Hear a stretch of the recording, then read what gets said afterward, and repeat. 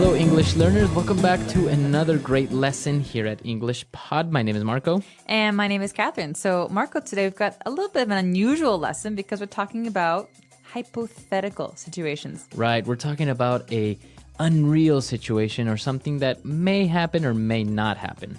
Okay, so you're going to hear all about this in today's dialogue. We're going to hear it a couple of times. When we come back, we'll be breaking it down for you so you know all about these great phrases and how to talk about not real situations with your friends.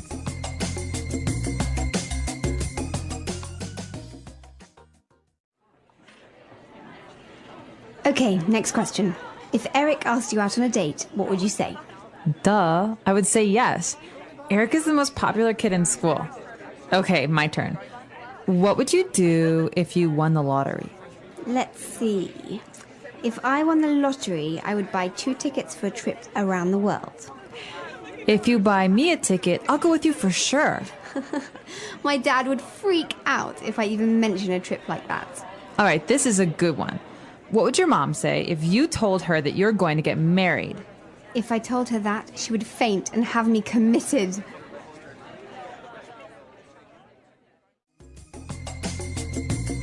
All right, so I think that was clear and, well, a very common situation. 2 teenage girls talking to each other about, boys and what would you do and da-da-da.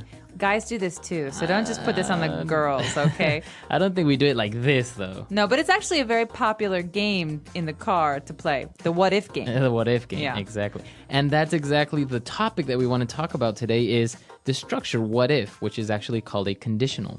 All right, so conditional because the result, the thing that happens, depends on something else. Exactly. So let's actually take a look at the words in today's language takeaway before we talk about all this grammar stuff. Language takeaway. Okay, so we'll start out with some basic words. They were talking about guys, and she said if Eric asked you out. Right? So to ask somebody out. Okay, so this might be a little bit strange because you think, okay, to ask is to ask a question. But to ask out, it's a fixed phrase. It's something you say. These 2 words go together, right? So I want to ask someone out. It means I want to invite someone on a date. On a romantic date, usually. So yeah, I want to ask him out to dinner, or he asked me out to the movies. Now, if I didn't want to ask somebody out on a romantic date, what verb would you use? I'd say you could invite someone out, but then again, it's always a little bit, you can say invite for someone if you're going to ask them on a date too. So Yeah. I'd say to ask out is always romantic, and to invite can be romantic or just friends. Okay, so to ask somebody out. Now, they were talking about other situations. Maybe they would go on a trip or something. And she said, my dad would freak out. This is a great phrase. And this is something that I used a lot when I was a teenager. The word freak out? Freak out. So the verb to freak out means to be really angry or upset, or, it could be a good thing or a bad thing. But usually when we're talking about our parents, it's a bad thing. It's a bad thing. So they get angry. They start yelling at you. Yeah, so Freak out means like overreact. All right. And the last word that we have on language takeaway today is committed.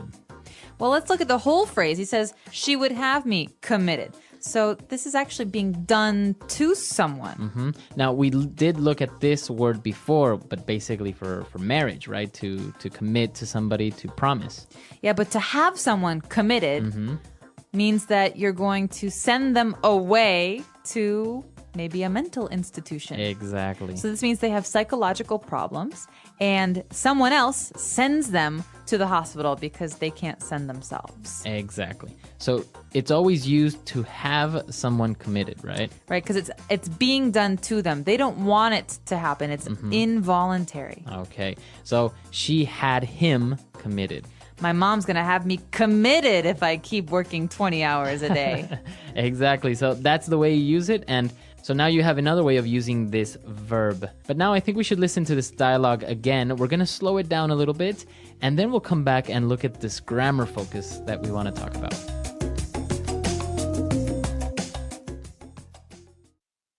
Okay, next question. If Eric asked you out on a date, what would you say? Duh, I would say yes. Eric is the most popular kid in school. Okay, my turn. What would you do if you won the lottery? Let's see. If I won the lottery, I would buy 2 tickets for a trip around the world. If you buy me a ticket, I will go with you for sure. My dad would freak out if I even mention a trip like that. All right, this is a good one. What would your mom say if you told her you were going to get married? If I told her that, she would faint and have me committed.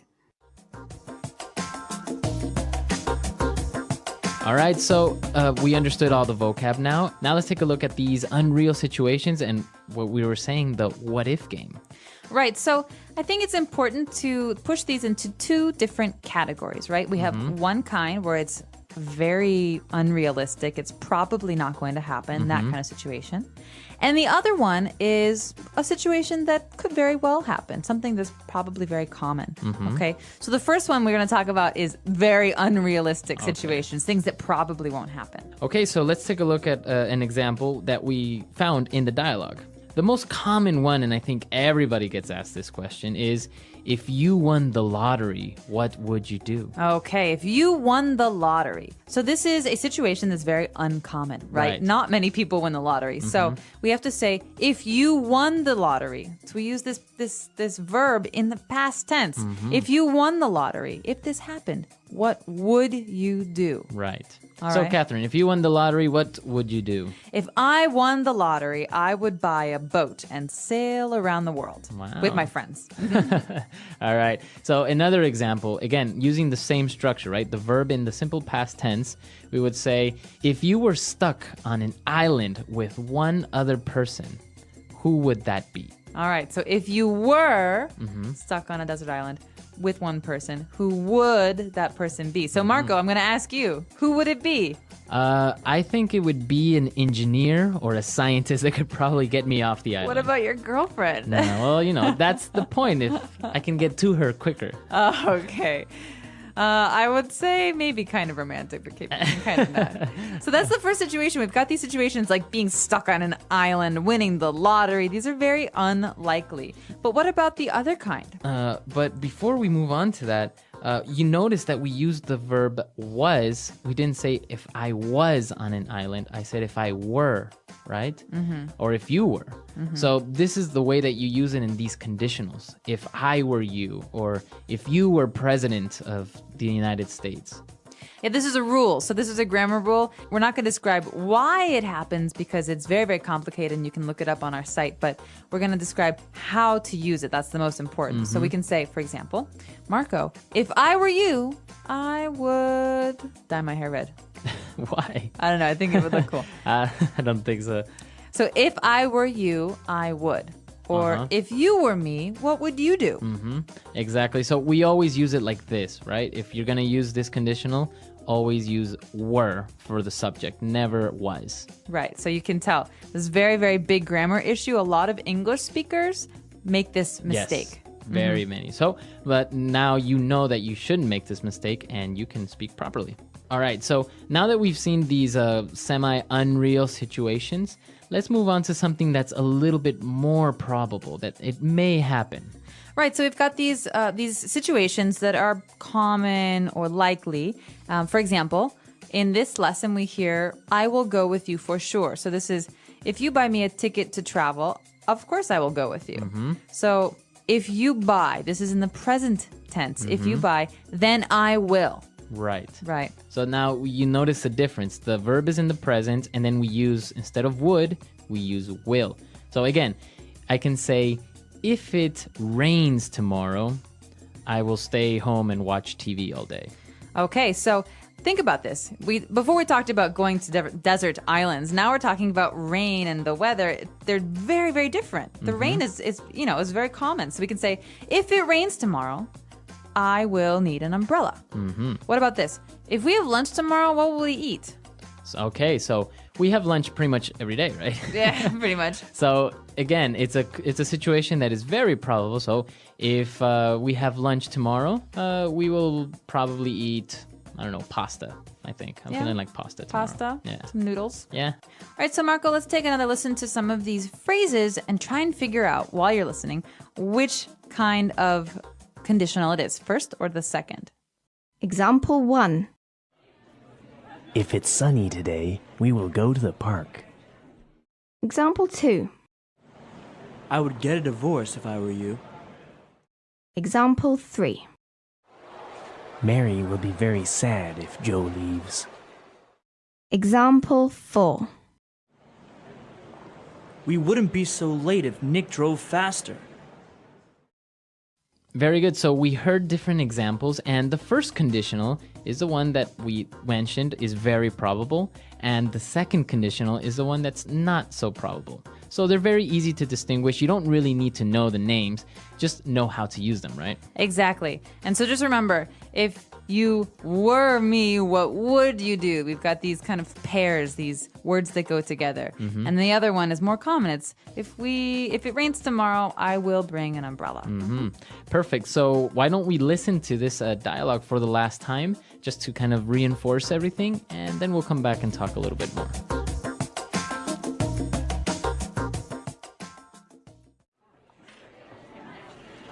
Okay, next question. If Eric asked you out on a date, what would you say? Duh. I would say yes. Eric is the most popular kid in school. Okay, my turn. What would you do if you won the lottery?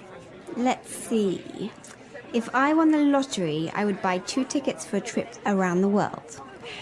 If you buy me a ticket, I'll go with you for sure. My dad would freak out if I even mention a trip like that. All right, this is a good one. What would your mom say if you told her that you're going to get married? If I told her that, she would faint and have me committed.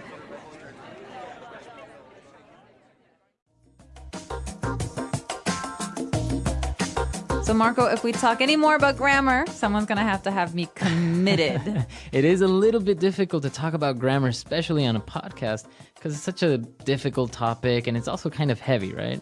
It is, but I'll tell you this. These are very, very common phrases. People use these all the time. We talk in hypotheticals very often. Yeah. So if you're asking for advice, for example, or if you're just playing a game in the car, you're going to encounter these, and it's very important to be able to know how to use them. So, and this is what we want to see now. Please come to our website at englishpod.com, and you have a million questions. You have a million hypotheticals that you can leave on our website. So let us know. Ask us the craziest, funniest, weirdest questions that you can, right? Exactly. And if you have questions about the stuff that we've been talking about, you're not really clear on some things, just ask us, because we're happy to answer your questions and give more examples on the website. All right. So we'll see you guys there. And until next time. Bye, everyone.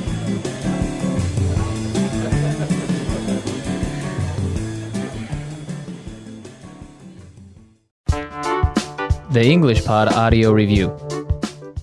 Listen to the meaning, then say the vocabulary word. To be in the place of someone. Be in your shoes. To lose one's nerve, become suddenly anxious. Freak out. An instance of spending the night as a guest at another's home. Sleep over. To request a date. Ask someone out. Suppositional, uncertain. Hypothetical. Put in a mental hospital. Commit. Rumor or talk of a personal, sensational, or intimate nature. Gossip. To join in marriage. Get married. To have dreamlike musings or fantasies while awake. Daydream. A romantic meeting. Date. Let's try that faster. Suppositional, uncertain. Hypothetical. To join in marriage. Get married. Rumor or talk of a personal, sensational, or intimate nature.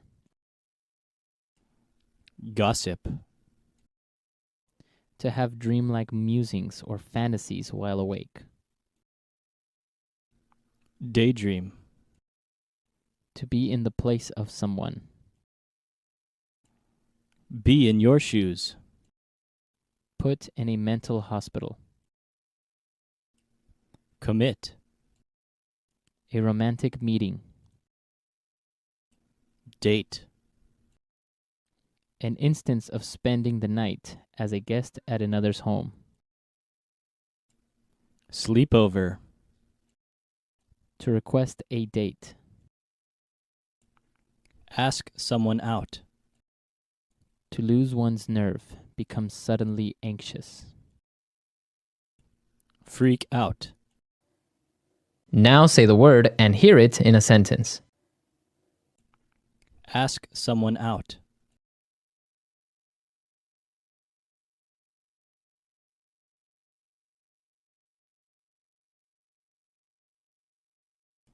When asking someone out, choose your moment carefully and practice what you might say in advance so that you don't appear tongue-tied. Ask someone out.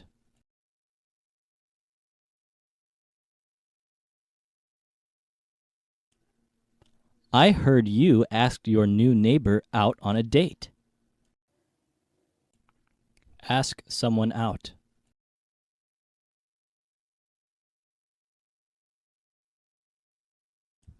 I really want to ask Jeff out, but what if he says no? Freak out.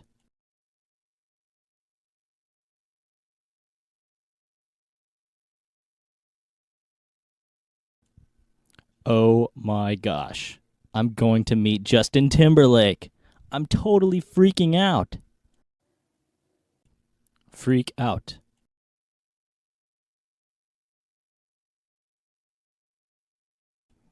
Why did you freak out when I told you I'd be late for dinner? Freak out.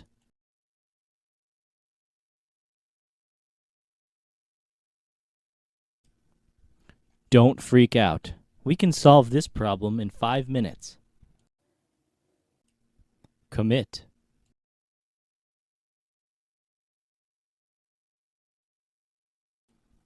The judge had him committed to a mental institution.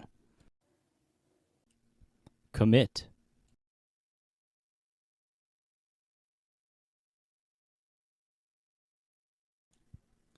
If you get committed to an asylum, can you eventually get out? Commit.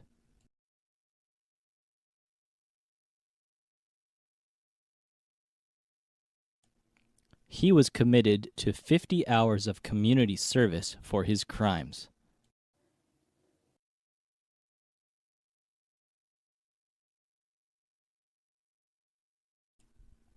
If I won $1 million, I would buy you a diamond ring.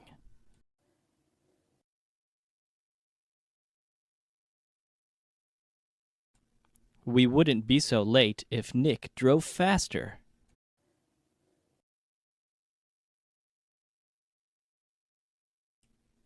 I would get a divorce if I were you.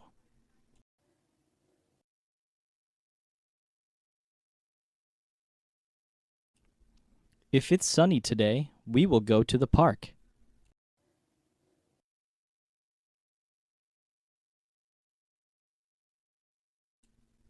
If you study hard, you will pass the test.